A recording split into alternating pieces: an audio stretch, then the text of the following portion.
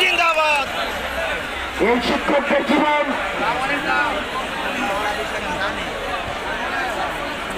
শিক্ষকদের বিষয়ে আমরা বলতে চাই, এই শিক্ষকদের আর তৃতীয় শ্রেণীর জীবনযাপন করার কোন ধরনের আর কোন অবকাশ নেই।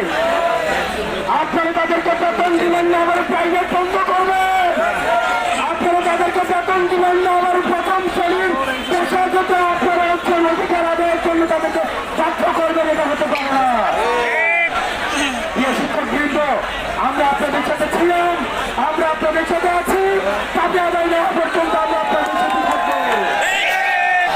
ওই 20% বাড়ি ভাড়া, 20% বাড়ি ভাড়া